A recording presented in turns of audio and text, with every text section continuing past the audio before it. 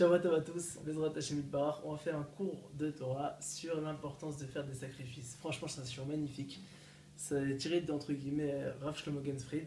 Et tout à l'heure, il y a Rav Aryeh Chazad, mon Rav au Hashem, il a fait un cours à la synagogue. Et il racontait justement, il ramenait le Ramban, il y a Rabbi Shanzalman de Yadi qui ramène ça. Beaucoup de tzadikim ramènent ce inyan-là de faire des sacrifices. Parce que tout simplement, on le voit énormément dans notre vie. Parce que énormément de fois, on fait des sacrifices. D'où provient, entre guillemets, cette technique, cette bonne chose de faire des sacrifices, cette bonne mida. C'est écrit dans la Torah, dans la paracha qui vient de passer, dans Vaïkra, Kol Chelev Lachem, toutes les graisses seront pour l'éternel. Donc en fait, il explique c'est quoi les graisses, Rav Shlomo Gensfried, Zechuto Egen Alino. Il dit les graisses, c'est la meilleure partie de l'animal. Et alors, il dit maintenant, si vous posez la question, je vous la fais bien, si vous posez la question à une personne qui a fait tchouva ou alors à un non-juif, il vous dirait que les graisses, c'est une partie très très bonne. Et Dieu nous demande, cette partie qui est très bonne, de faire quoi? De la donner à Kadesh Baruch Hu, de la lui rendre. Maintenant, c'est difficile. Parce qu'imagine une personne, il prend son korban, il va au Beth Amikdash. Il le mène au Mizbeach, pour X raisons, il fait un korban. Un korban, on peut le faire pour plusieurs raisons. Soit tout simplement, les sacrifices à l'époque du Beth Amikdash, on peut le faire soit pour faire cadeau à Hachem, soit pour se faire pardonner une faute, soit parce que c'est les fêtes. Les Shoshar Galim, Pessar, Shavuot, Sukkot, on avait une mise des korbanot.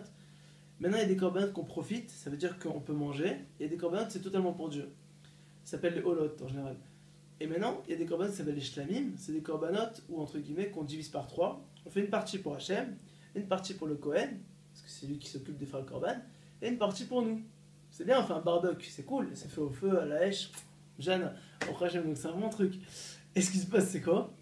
La graisse, on doit la donner ni pour nous ni pour le Kohen, c'est pour un Kadosh Baruch Hu. Mais c'est dur, c'est une bonne partie. Alors il explique à Rav Shlomo Gensfried, il dit pourquoi? Il dit parce que le mieux de toi, le meilleur qui est en toi, je vais le donner à Kadosh Baruch Hu. Exemple, imaginez qu'il y a un pauvre qui toque à notre porte. Bonjour, qui est-ce? Et là, tu vois que c'est un pauvre, tu sais qu'il a faim, et il dit très très faim, voilà, je peux pas manger. Est-ce que tu peux me donner un truc à manger? Maintenant, toi, tu dis d'accord, pas de problème, t'as un bon cœur, au Hachem, et tu rentres chez toi, et tu ouvres le frigo, et tu vois que t'es en train de te faire une bête d'entrecôte magnifique, où il y a le poisson de Shabbat il y a 3 jours. Si t'es une personne moyenne, tu te dis bon, je lui passe les restes de Shabbat il y a 3 jours. Si t'as un lève-toi et t'es un tzaddik et tu te dépasses, et tu fais un vrai sacrifice, parce que l'entrecôte est encore en train d'être chaude, tu dis je lui donne, mais c'est un sacrifice, j'ai la date, je veux l'entrecôte, c'est pour moi, je me suis lève pour moi. Oui, mais te dis ça chaque Kadosh Baruch Hu, tu fais un sacrifice pour toi. Sache que c'est comme si tu faisais un vrai sacrifice à l'époque. À l'époque, ça coûtait 1000 euros un korban, 1000, 1500, 2000, 2500. Ça coûtait cher le sacrifice. Il te dit ça chaque Kadosh Baruch Hu, je te le compte comme un korban. C'est énorme, c'est énorme. Bon, au Hachem. Et dans la vie, on revoit souvent ce lien de faire des sacrifices. Parfois, une femme, elle fait une surprise à son mari il a la flemme. Il est lourd, lourd. Maintenant elle dit c'est pas grave mon mari. Maintenant elle tarde elle dit mais je te maudis, je te tue, elle lui tire des flèches, elle le crucifie, elle lui fait ressus je crois, x 10 minimum. Et après elle dit mon mari c'est pas grave. Et après elle dit bon capara, j'aime ce que tu fais c'est pour le bien. Elle prend ça avec amour, c'est un sacrifice qu'elle a fait. Akadosh Baruch Hu, déjà, il lui fasse toute sa vérote.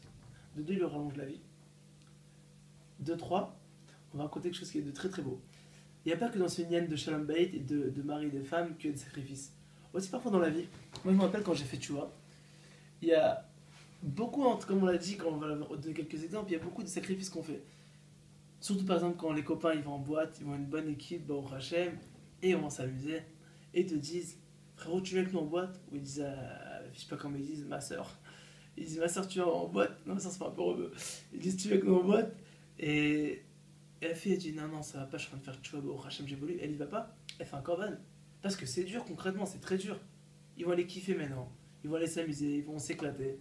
Moi je vais rester comme ça comme une brêle, non. Si je suis marié, au Hachem j'ai 2 enfants, magnifique. Mais quand une jeune fille elle est célibataire et qu'elle a 22 ans, et ses copines ils vont en boîte, et qu'elle va rester là-bas à la maison pour rien faire, ou encore pire que ça. Ça c'est l'exemple qui m'est arrivé, et qui arrive à des copains à moi, que maintenant tous les copains, on a en Tel Aviv en vacances. D'accord, c'est un gars qui m'est arrivé je crois il y a 3 ans environ, et qui peut arriver à tout le monde. On a Tel Aviv, tout le monde va en boîte, et toi tu vas sur la télé comme un brel. Je parle, c'est un niveau. Bien entendu, il faut après évoluer, Baruch Hashem. Mais une personne que ses copains ils vont en boîte, et que lui il se dit quoi? Il se dit Baruch Hashem, Hashem je t'aime, je suis en plein renforcement et je ne veux pas pour toi.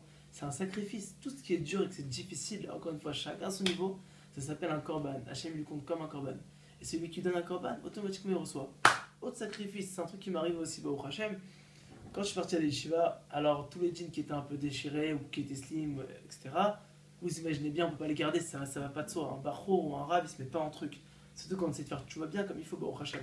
Alors je dis, bon, Hachem, tous mes jeans que j'aime, les Discord, les trop religieux, les diesel, tout, cadeau.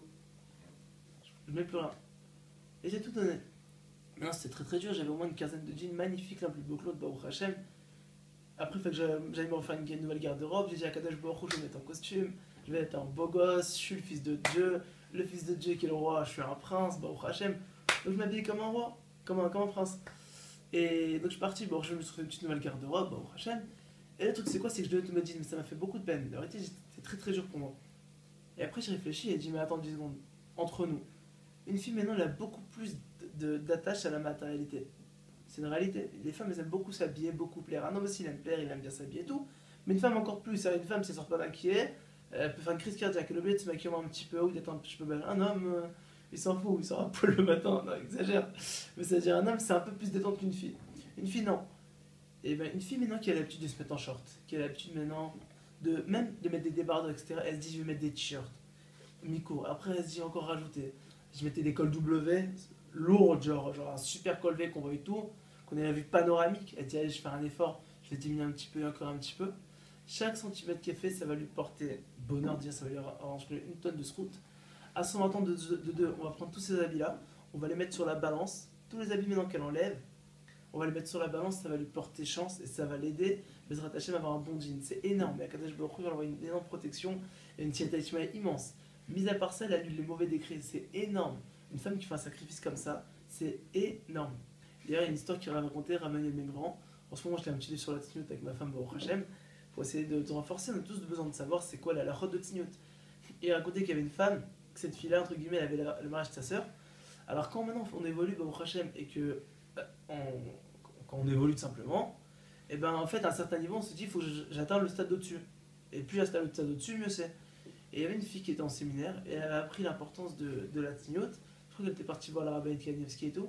Et elle a pris sur elle d'évoluer en tignoute. Le truc, c'est que juste avant d'aller, la veille, elle avait acheté une robe magnifique pour le mariage de sa sœur. Une très très belle robe, magnifique, tignoute sur les bords et tout. C'est-à-dire sur les côtés, elle était tignoute, mais un peu trop moulante. C'est-à-dire vraiment moulante. Le problème, c'est quoi?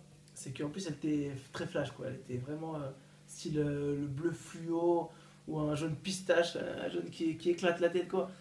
Donc c'était un peu dur. Et elle s'est dit, attends, si je vais la mettre, ok, je vais être très très belle, mais on va me rader. Et c'est pas top, je vais pas être comme une bête Israël. Je vais acheter une tonne plus de sioute. Elle a donné. Maintenant, sa copine de chambre va la voir, lui dit, mais tu vas la donner cette robe-là, mais tu vas payer une tonne. Elle a peut-être 1500 shekels. C'est une robe presque de mariage, quoi. Vous imaginez bien, c'était le mariage de sa soeur. Et sa copine, elle dit, mais t'es malade, tu vas payer hyper cher. Elle dit, c'est pas grave, je fais ça pour Dieu. Et là, la femme de ménage, elle rentre en parallèle.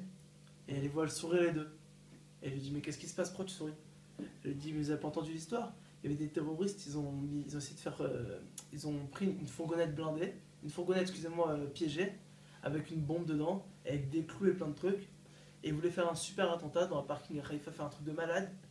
Et ils ont mis ça. Et apparemment, la bombe, elle a fonctionné, mais rien qui a explosé. Un truc de fou. Et elle leur a dit, vous avez entendu ce miracle? Et en fait, c'était au même moment, quoi. C'était au même moment, c'était quelques minutes avant, genre, ce qui s'était passé. Et au moment où elle a pris sur elle, S2, elles ont compris. Elles ont annulé les mauvais décrets dans le ciel. Une femme qui prend sur elle la tignoute, elle n'a pas la notion, et elle ne pourra pas dans ce monde, écoutez bien ce que je dis. Même moi, je parle de choses qu'on n'a pas la notion. On essaie d'essayer d'avoir un petit peu la notion, de comprendre un peu. Mais en vrai, il n'y a qu'à se rendre compte pour avoir l'impact immense. Parce que c'est les comptes de Dieu, on ne voit pas ce qu'on fait.